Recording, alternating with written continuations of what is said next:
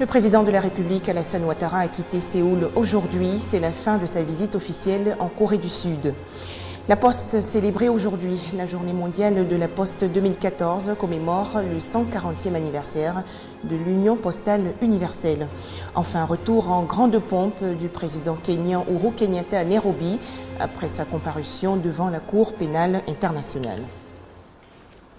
Bonsoir à tous et merci de nous rejoindre sur RTI 2. Le président de la République, Alassane Ouattara, je vous le disais, a achevé sa visite officielle en Corée du Sud. Le chef de l'État ivoirien a quitté aujourd'hui la capitale Séoul. Ce séjour, faut-il le rappeler, s'avère bénéfique pour la Côte d'Ivoire, les deux pays ayant signé 4 accords de coopération et un financement de plus de 50 milliards de francs CFA est annoncé pour le développement de la Côte d'Ivoire. Le président de la République, Alassane Ouattara, va faire une escale à Paris avant sa visite officielle au Maroc le 12 octobre prochain. Retour en Côte d'Ivoire, où le Salon international de l'alimentation et de l'art de vivre a ouvert ses portes aujourd'hui.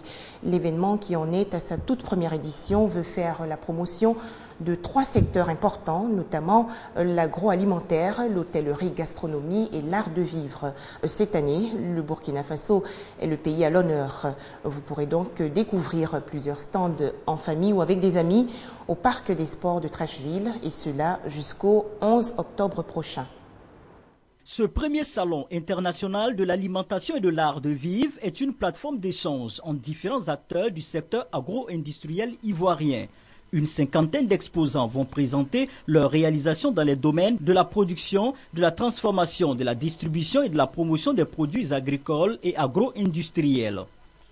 À l'instar des personnalités présentes, le ministre du Tourisme, Roger Kakou, a salué l'initiative des organisateurs. Selon lui, ce salon va contribuer à la promotion de la destination Côte d'Ivoire. Tourisme, industrie alimentaire et l'art de vivre sont extrêmement liés dans la mesure où la qualité et la gamme variée de produits agroalimentaires apportent une plus-value considérable à l'offre touristique d'un pays.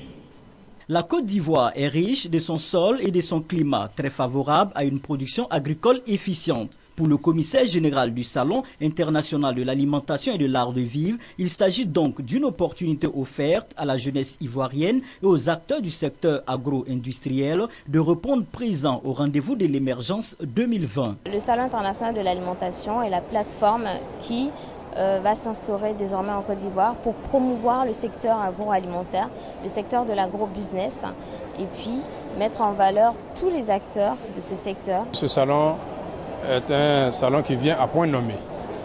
Et nous qui sommes en charge de la décentralisation en ce qui concerne les conseils régionaux, je pense que ce secteur est pourvoyeur d'emplois. Projection de films sur le patrimoine culturel ivoirien et visite des stands ont animé cette cérémonie d'ouverture qui a enregistré la participation d'opérateurs économiques venus d'autres pays d'Afrique. C'était un reportage de Serge Gongouma et Siaka Kone. Plus loin, la commune d'Atekoubé, au nord-ouest du district d'Abidjan. Les autorités communales veulent améliorer les conditions de vie des populations de Boribana, un quartier précaire en proie à l'insalubrité et à l'insécurité. La municipalité vient d'installer un comité de gestion. Quelles seront les actions prioritaires de cette structure? Les explications de Michel Mambo. Boribana, entendez fin de la course en langue malinké. Dans ce quartier précaire situé au cœur de la commune d'Atekoubé, la vie n'est pas de tout repos. Après avoir fait face en saison pluvieuse aux inondations et autres éboulements de terrain, le quotidien des populations se résume désormais à insalubrité et insécurité. Installation donc d'un comité de gestion du quartier pour contribuer un tant soit peu à résorber le problème. Nous allons apporter les nouvelles du quartier, les problèmes du quartier vers les autorités. Il y a une question de recensement, il y a une question de voirie, il y a tout un programme qui est devant nous. Modibo Keïta, la tête du comité, devra également s'atteler à convaincre les habitants installés sur les sites à risque de quitter les lieux. Sur le sujet, le maire d'Atekoubé, dans Haut-Poulin, reste intransigeant. Que tout le monde comprenne qu'il ne s'agit pas de jouer. Nous motivons nos populations à quitter les zones à risque, mais en même temps, nous attendons que les équipements, le lotissement équipements modérés soient rapidement mis à notre disposition pour permettre aux populations de scolariser leurs enfants, de vaquer à leurs occupations et de se soigner. Boribana est l'un des plus vastes bidonvilles du district d'Abidjan. C'est aujourd'hui la journée mondiale de la Poste. L'événement commémore le 140e anniversaire de l'Union postale universelle, institution spécialisée de l'Organisation des Nations Unies. Il s'agit également de s'interroger sur l'avenir des entreprises de poste. Ici en Côte d'Ivoire, le gouvernement fait de la viabilité de la Poste l'une de ses préoccupations, d'où l'adoption d'un nouveau code postal en octobre 2013 pour réguler le secteur. Ça y est, depuis le 15 septembre dernier, tout le monde a repris le chemin de l'école. Les cours sont effectifs. Les élèves et parents d'élèves sont désormais préoccupés par les résultats scolaires. L'étape primordiale de la rentrée scolaire, c'est bien sûr le premier trimestre. En effet, le réussir indique que l'on peut poursuivre sainement l'année académique. Comment réussir son année scolaire? Voici quelques conseils. Ils sont nombreux, ces élèves qui ont repris le chemin de l'école, une nouvelle année scolaire, avec certainement des défis à relever. Il convient donc de se préparer avec soin afin d'éviter les précédents échecs et améliorer son rendement. Volonté et travail sont les valeurs que devront acquérir ces élèves afin de réussir leur année scolaire. Cela commence par le premier jour de classe. Il faut que les enfants aient une certaine organisation du travail. Parce que il y a des enfants qui ne sont pas organisés sur le plan du travail. Il faut s'organiser, c'est très important. Je leur dis de prendre au sérieux le travail. Une fois ils sont entrés, le travail a commencé comme ça. Dès le départ, une fois vous prenez les choses à bras le corps et que vous suivez de façon régulière jusqu'à ce que la fin de l'année arrive, vous allez réussir. Réussir son année scolaire, c'est s'investir dans son travail, c'est aussi un travail d'équipe. Les parents, à leur tour, doivent créer un cadre propice aux études et encourager leurs enfants à suivre quotidiennement leurs activités scolaires. Il faut s'assurer que moi, en tant que parent, j'ai payé en fait le nécessaire pour l'enfant. Et l'encadrement, c'est maintenant. Il faut veiller à ce que l'enfant révise régulièrement ses cours. La réussite de l'enfant dépend de la collaboration entre le parent et l'enseignant, je veux dire, et l'école. Quand on crée un climat favorable à l'épanouissement, l'enfant il est à l'aise et puis il ne peut que donner de bons résultats. Enfin, réussir son année scolaire, c'est faire preuve d'honnêteté, c'est fuir la facilité. Les précisions de Serge Gongouma. Dans l'actualité nationale également, la reprise des consultations juridiques et assistantes judiciaires gratuites.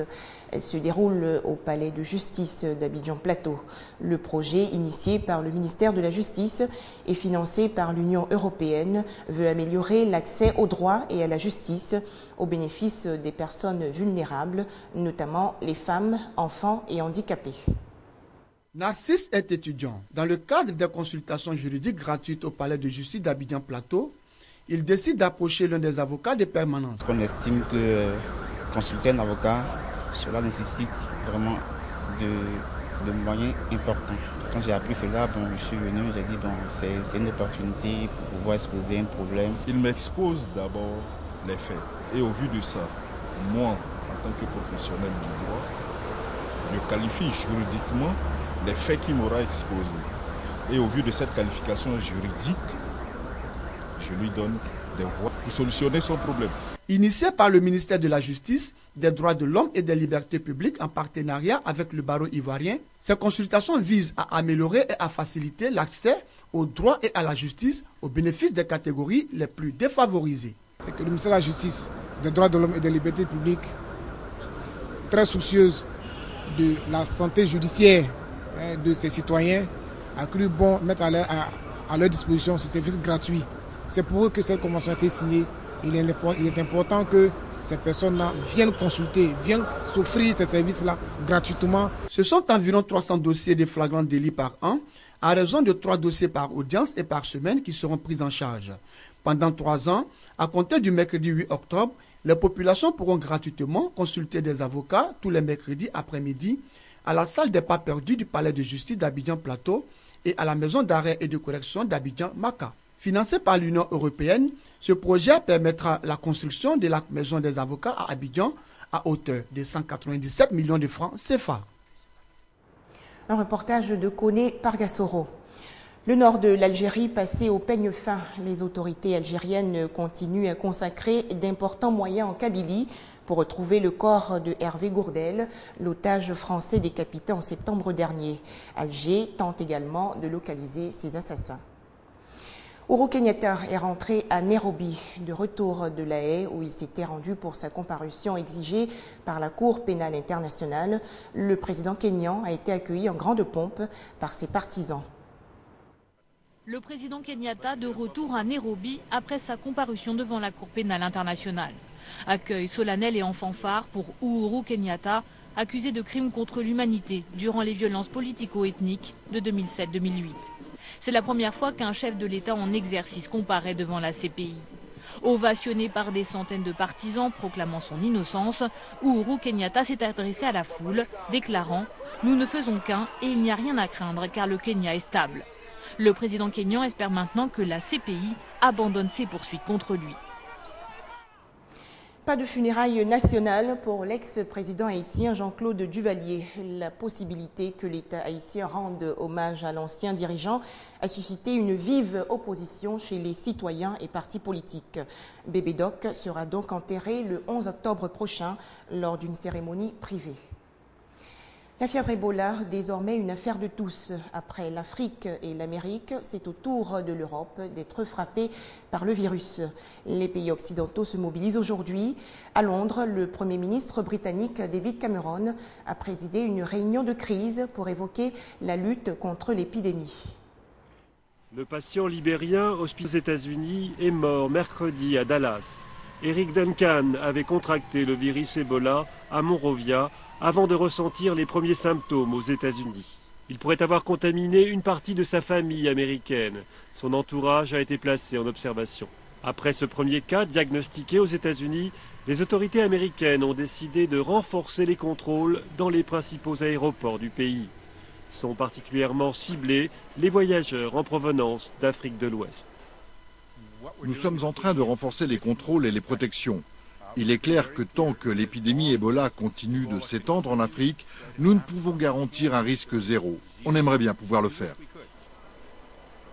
En Espagne, une infirmière et un médecin de l'hôpital Carlos III de Madrid ont été contaminés par un religieux espagnol décédé le 25 septembre.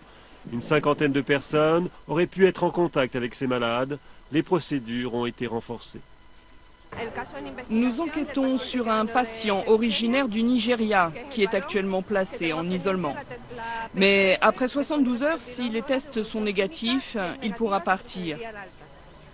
Nous avons également 2 infirmières et un médecin en observation. Nous suivons de près l'évolution de leur état de santé.